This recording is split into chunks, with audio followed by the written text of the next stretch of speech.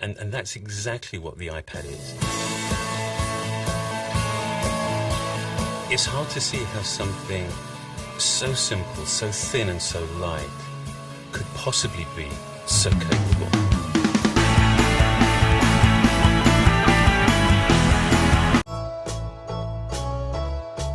iPad is absolutely the best way to view and share your photos.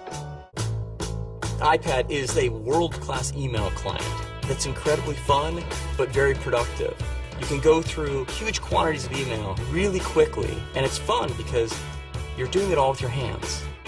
When you want to compose a new message, the keyboard automatically slides up from the bottom. And this keyboard is practically the same size as a laptop's keyboard.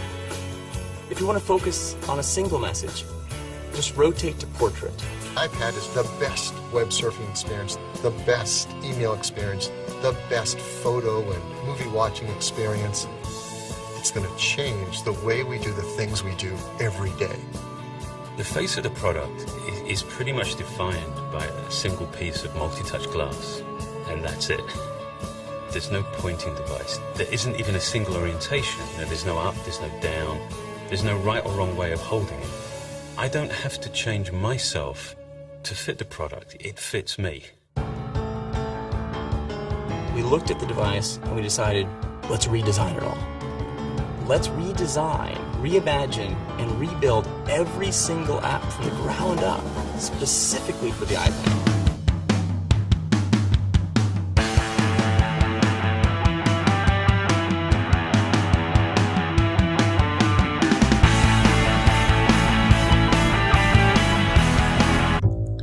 I recently overheard a woman on the subway telling her friend that her toddler swipes everything in their house. The table, books, plates, and even her own mother, trying to make her disappear like an image on the touch screen. The story got me thinking that for many of us, our knowledge of what's going on behind that glossy display isn't much more than a toddler. There are many touchscreen technologies, but the most commonly used are resistive and capacitive. The resistive screens literally resist your touch, but if you press hard enough, you can feel the screen bend slightly. This is what makes the resistive screens work. There are two layers in resistive touchscreen, the conductive layer and the resistive layer. These are separated by tiny dots called as spacers. The electric current runs through the yellow layer at all times, but when you touch the screen, the resistive layer comes in contact with the conductive layer. Thus, the electric current changes at that point of contact, and the function corresponding to that point is carried out. Like resistive touchscreens, capacitive screens do not use the pressure of your finger to create a change in the flow of electricity. Instead, they work with anything that holds an electric charge, including human skin. Capacitive touchscreens are constructed from materials like copper or indium tin oxide that stores electric charges in an electrostatic grid of tiny wires, each smaller than a human hair. There is a glass substrate, a conductive layer, a protective coating, a controller, and electrodes at the corners.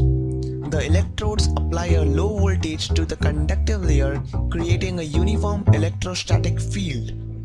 When a finger hits the screen, a tiny electrical charge is transferred to the finger to complete the circuit, creating a voltage drop at that point of the screen. The location of this voltage drop is recorded by the controller, and this is how capacitive touchscreen works. And it's on multi-touch of this size that you really feel the power and performance that multi-touch can offer. By putting well over 1,000 sensors in this multi-touch design, the level of multi-touch accuracy that the customer will experience is unprecedented.